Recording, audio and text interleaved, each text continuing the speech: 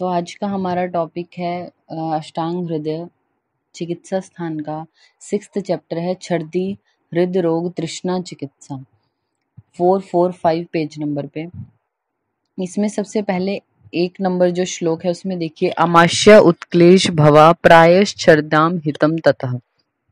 प्राय क्या होते हैं, जो भी छर्दी है हमारी वो क्या होती है, आमाशय उत्क्लेश से उत्पन्न होती है। मीन्स आमाशय से ही उसका स्टार्टिंग पॉइंट है। तो क्या करना है आपने, लंघनम प्राग ऋते वायु वमनम तत्र योजित। लंघनम प्राग यानी पहले क्या कराना है, लंघन।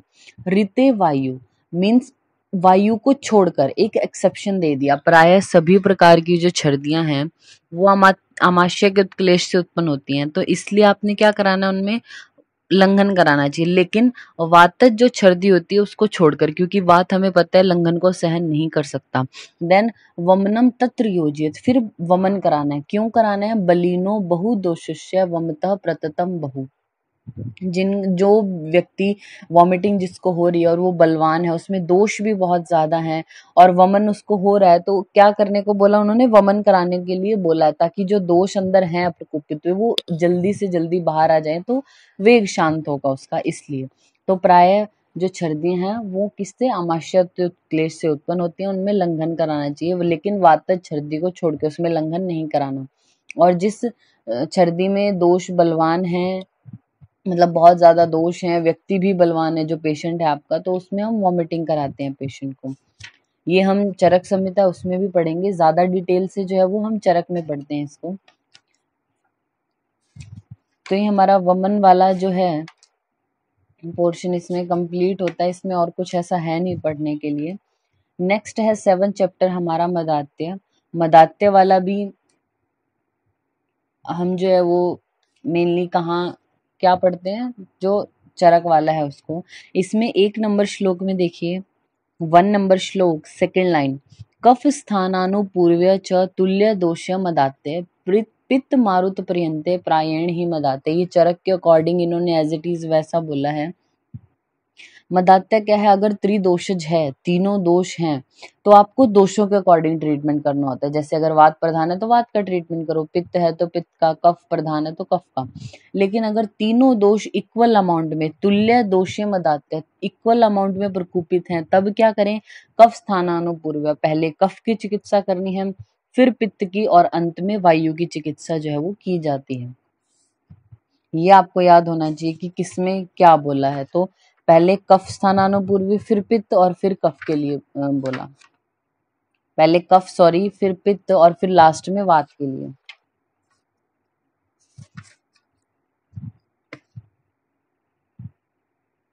आचार्य चरक के अकॉर्डिंग जो हमारे ज्वर है और मदात्य है, इन दोनों में क्या बोला उन्होंने, समसन्निपात जो है, तो कफ स्थानानुपूर्वी चिकित्सा आपको करनी चाहिए। और जो अतिसार है और हमारा क्या होता है मूत्रकृच, उसमें आचार्य चरक ने उन दोनों के लिए क्या बोला, पहले वात स्थानानुपूर्वी चिकित्सा करें, फिर पित्त की, फिर लास्ट में कफ की, ऐसे। और जो आचार्य सुश्रुत हैं उन्होंने ज्वर में और अतिसार में क्या बोला है कि पित्त स्थानानुपूर्वी आप चिकित्सा करते हैं। ये आपको याद होना चाहिए दोनों आचार्यों के अकॉर्डिंग, ठीक है। नेक्स्ट है हमारा 8th चैप्टर अर्शशाम चिकित्सितम, पेज नंबर 465 पे। इसमें 9 नंबर श्लोक में देखिए, 9 नंबर श्लोक इम्पॉर्टेंट है ये, हम सुश्रुत संहिता में भी पढ़ते हैं इससे रिलेटेड। प्रागे दक्षिणतो ततो वामम अर्श पृष्ठ अग्रजम ततः बहुओ अर्श से, मतलब जिस पेशेंट में अर्श बहुत ज्यादा है, मतलब एक सिंगल अर्श की उत्पत्ति नहीं हुई है, मल्टीपल हैं, तो आपको क्या करना है, पहले जो दक्षिण में स्थित है, पहले राइट साइड वाला जो है उसको ट्रीट करना है, फिर वाम वाला यानी फिर लेफ्ट वाले को, फिर पृष्ठ वाले को, और देन अग्रज जो आगे की तरफ होता है, फिर बाद में उसका ट्रीटमेंट करना चाहिए। तो ये जो सीक्वेंस है ये पूछा जा सकता है, इंपॉर्टेंट है, आपको याद रखना है। Right, left, back and front, इस तरीके से हमें करना है ट्रीटमेंट। नेक्स्ट उसके बाद आता है हमारा देखिए 15 नंबर श्लोक। 15 नंबर श्लोक, 15 नंबर श्लोक के नीचे देखिए एक अलग से श्लोक लिखा है, 1 2 3 करके लाइनें लिखी है ना, वो काशीश आदि तेल को आप हाईलाइट कर लीजिए हिंदी में। काशीश आदि तेल, इसमें क्या बोला, काशीश है, सैंधव, रासना आदि ये द्रव्य जो बोले। थर्ड लाइन में हाईलाइट कर लेना, इस तेल को अगर आप लगाते हो अर्श पे तो क्या होगा, क्षार दग्ध की भांति जल्दी से गिर जाता है वो जो अर्श है। यह तेल क्षार का काम करता है और बलियों को हानि भी नहीं होती है, ऐसा करके जो गुद बलियां हैं उनको भी हानि नहीं पहुंचाता किसी तरीके की, और जो अर्श है वो भी ठीक हो जाता है। ये काशी शादी तेल के लिए बोला गया, तो आपने ये हाईलाइट किया। नेक्स्ट उसके बाद हमारा आता है इसमें श्लोक नंबर 118 118 नंबर श्लोक को आपने हाईलाइट किया। शर्करा अम्बोज किज्जल सहितम सहम वा तिले अभ्यस्तम रक्त गुदजान नवनीत नियच्छति, ये पूरे को आपने हाईलाइट किया। ये किसके लिए बोला गया, रक्त अर्श में चिकित्सा बोली गई। क्या बोला कि जो नवनीत होता है यानी मक्खन जो है उसको शर्करा और नाग केसर के साथ या तिलों के साथ बहुत दिन तक अगर वो सेवन करता है तो रक्त अर्श उसका नष्ट हो जाता है। ये आपने हाईलाइट किया, रक्त अर्श में योग ये है बताया गया, तो ये हाईलाइट किया। नेक्स्ट उसके बाद आता है 148 नंबर श्लोक 148। वहां पे क्या है, सबसे पहला द्रव्य क्या है हिंदी में, देखिए क्या लिखा है, पूती करंज करके लिखा है, तो इसको चुक्र लिख लीजिए। चुक्र, चुक्र भी बोलते हैं। नेक्स्ट है हमारा 152 नंबर जो श्लोक है, वहां पे लिखा ना दशमूल, तो ये क्या है, हमारा दशमूल गुड़ है। ये जो योग बताया गया है 151 और 152 में, आप इसके आगे लिख लीजिए दशमूल गुड़। दशमूल गुड़ लिखा आपने, लिखा नहीं हुआ ना हेडिंग, तो दशमूल गुड़ आपने लिख लिया। हाईलाइट करना है इसको कि हमारे जो अर्श है उसमें ये योग बताया गया, दशमूल गुड़ बताया है। नेक्स्ट आप आइए 156 में 156, इसकी हेडिंग क्या है, सूरण भक्षण करके लिखा, तो ओब्लिक करके सूरण पुटपाक लिख लीजिए इसको। सूरण भक्षण या सूरण पुटपाक, क्योंकि विधि जो ये बताई गई है हिंदी में अब ये पुटपाक की भांति लेने को बोला गया, तो सूरण पुटपाक भी हमारा अर्श में। नेक्स्ट है 157 में की हेडिंग क्या है हमारी, गुड़ादि गुटिका लिखिए ना, तो ऑब्लिक करके इसको लिख लीजिए सूरण मोदक। सूरण मोदक, और हाईलाइट करना है आपने, गुड़ादि गुटिका और सूरण मोदक एक ही बात है। नेक्स्ट इज 158 नंबर श्लोक की हेडिंग ऊपर क्या लिखी है, प्रकारांतर से सूरण का प्रयोग, तो ये पिंडी रूप में किया गया, तो यहाँ लिखिए सूरण पिंडी। सूरण पिंडी। नेक्स्ट है हमारा 159 में वडवानल चूर्ण करके लिखा है, तो ओब्लिक में वडवानल मुख चूर्ण भी बोलते हैं इसको, वडवानल मुख चूर्ण। अग्नि को क्या कर रहा है, ये बढ़ाने वाला कर, अग्नि मांद्य को ठीक करता है, यानी अग्नि को बढ़ाएगा, अग्नि बढ़ेगी तो भारी से मतलब ज्यादा से ज्यादा आहार भी पेशेंट डाइजेस्ट करने लग जाएगा, और अग्नि मांद्य से ही तो अर्श उत्पन्न होता है, तो अग्नि मांद्य ही ठीक हो गया तो अर्श भी ठीक हो जाएगा, ऐसा। नेक्स्ट है 160 में कलिंग आदि चूर्ण लिखा है, तो यही ऑब्लिक करके कलिंग आदि गुटिका लिख दीजिए। कलिंग आदि गुटिका, तो ये जो श्लोक में है ये कलिंग आदि गुटिका के रूप में बनाई गई है ना टैबलेट फॉर्म में, इसलिए कलिंग आदि गुटिका। नेक्स्ट उसके बाद आता है 164 नंबर श्लोक में 164, इसमें आप हाईलाइट करना, अर्शो अतिसारः ग्रहणी विकारा प्रायेण च अन्यम अन्य निदान भूता, यानी जो अर्श है अतिसार और ग्रहणी है ये मेनली एक दूसरे के कारण होते हैं।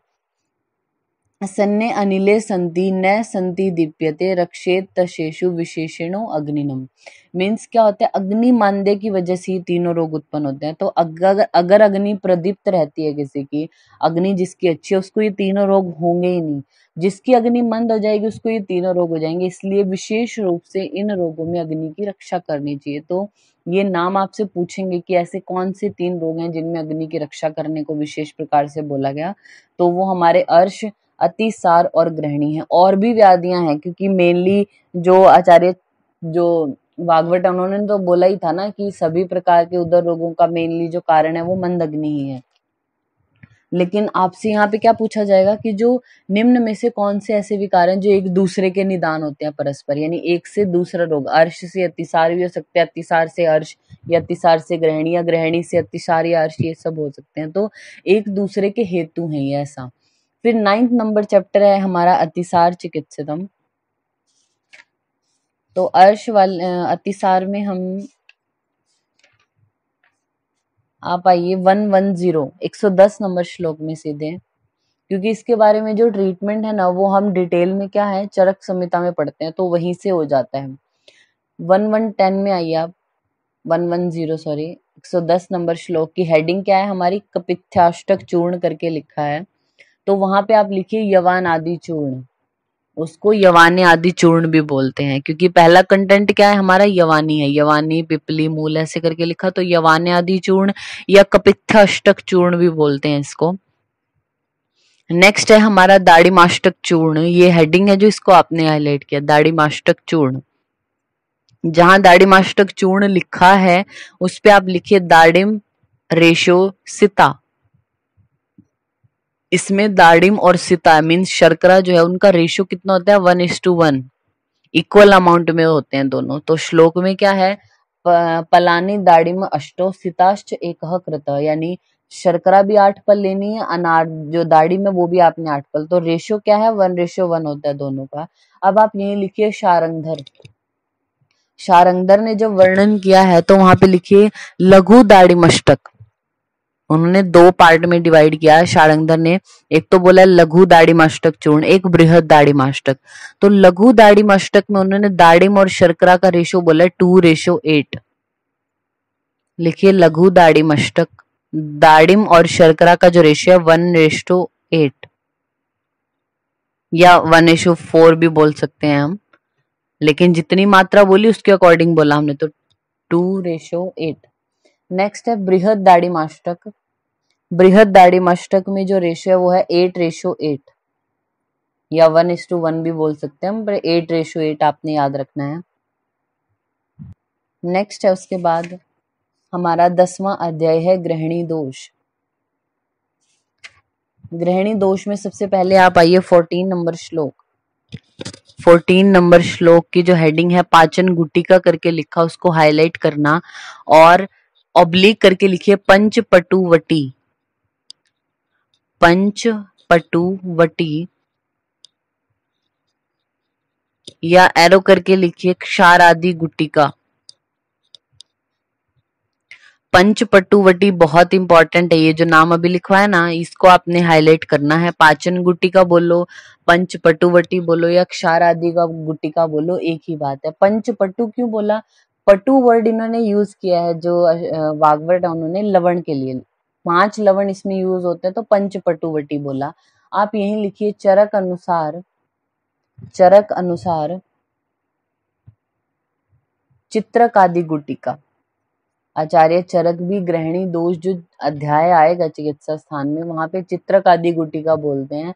तो वो चित्रक आदि गुटिका और इनकी पंचपटुवटी सेम है, मतलब कंटेंट वैसे ही है, बस नाम चेंज हो गया, दोनों ने नाम अलग रख दिए ड्रग के, ठीक है। पंचपटुवटी और चरक ने चित्रक आदि गुटिका बोला, तो ये किसका रोगाधिकार है, ग्रहणी का, ये आपको याद होना चाहिए। नेक्स्ट उसके बाद हमारा आता है 11वां अध्याय मूत्राघात चिकित्सितम। इसमें आप आइए 31 नंबर श्लोक। 31 नंबर श्लोक अश्मरी नाशक क्षार यहाँ पे बोला, हिंदी में आप हाईलाइट कर सकते हैं शर्करा और अश्मरी में देते हैं ये क्या, तिल, चिरचिटा मीन्स अपामार्ग, तिल है, अपामार्ग है, कदली है, पलाश है और जौ का क्षार भेड़ के क्या करना है मूत्र में। श्लोक में वर्ड क्या है, क्षारः पयो अविमूत्रेण, यानी भेड़ का दुग्ध लिखा है ना उसको काट के मूत्र लिख दीजिए, भेड़ के मूत्र के साथ पीना है, तो शर्करा और अश्मरी नाशक इसको बोला। नेक्स्ट हमारा आता है 44 नंबर श्लोक में। 44 नंबर श्लोक सेकंड लाइन को हाईलाइट करना, अक्रियायाम ध्रुवो मृत्यु क्रियायाम संशयो भवेत।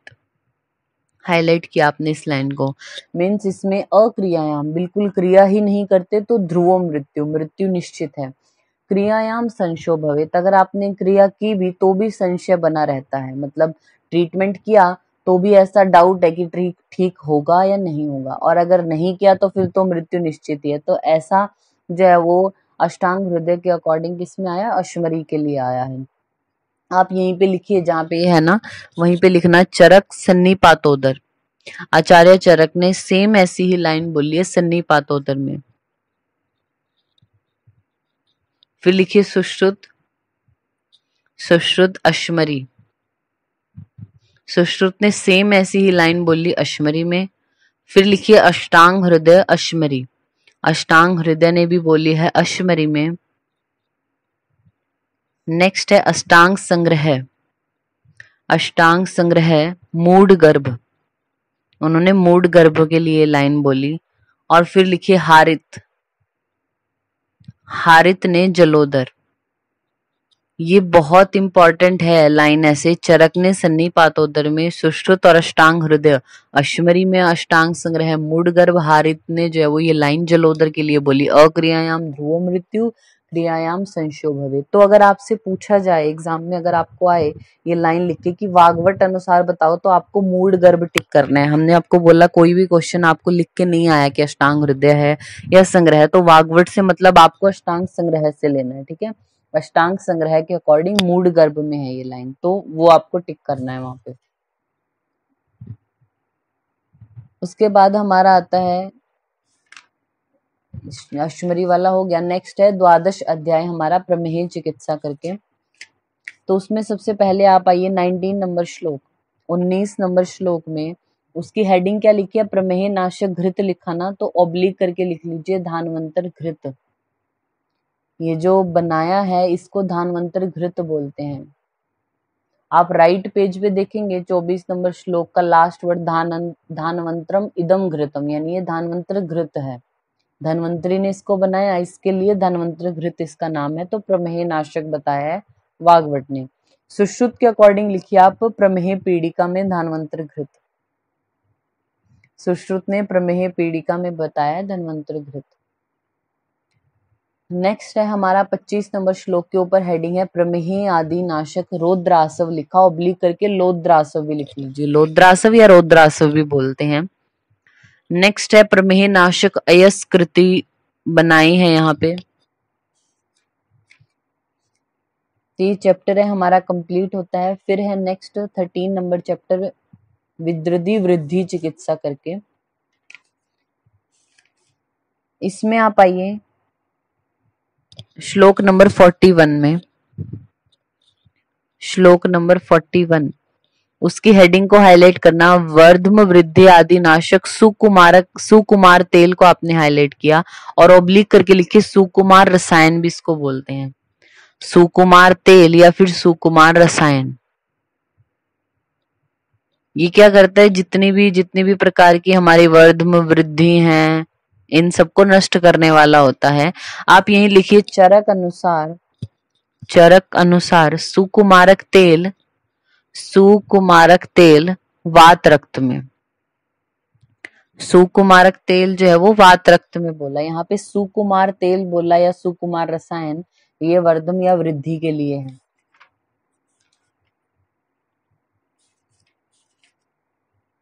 नेक्स्ट है हमारा 14 नंबर चैप्टर है गुल्म चिकित्सितम करके। 34 नंबर श्लोक में आइए आप। 34 में क्या बताया गया, लवण आदि चूर्ण करके लिखा है, ऑब्लिक करके इसको लिखिए वैश्वानर चूर्ण। वैश्वानर चूर्ण के लिए क्या बोला, लवण यवानी दिव्यक कणः नागरम उत्तरोत्तरम वृद्धम, मीन्स लवण यानी सैंधव लवण लेना, यवानी मीन्स अजवायन है, दिप्यक अजमोदा है, कर्ण मतलब पिपली है, आपने नागर सोंठ, इनको क्या करना है उत्तरोत्तम वृद्धम, उत्तरोत्तर बढ़ा के लेना है। और सर्व समांशम हरितकी चूर्णम, इनके इक्वल जितना ये लिए हैं उनके सबके बराबर हरितकी का चूर्ण होना चाहिए। वैश्वानम साक्षात, यह है चूर्ण साक्षात वैश्वानर मीन्स अग्नि को बढ़ाने वाला है।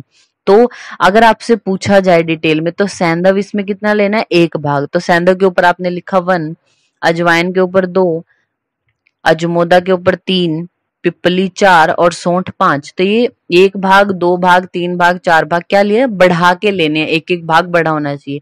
इन सब के बराबर का मतलब क्या, टोटल कितना भाग हो गया, 15 हो गया ना। 1+2+3+4+5 ऐसे करके। तो हरित की चूर्ण जो लेना है वो 15 भाग लेना है। तो ये अग्निवर्धक हमारा वैश्वानर चूर्ण है। यूपीएससी में पूछा हुआ क्वेश्चन है कि वैश्वानर चूर्ण किसका रोगाधिकार है, तो वाग्भट के अकॉर्डिंग वो गुल्म का रोगाधिकार है। ये आपने हाईलाइट किया।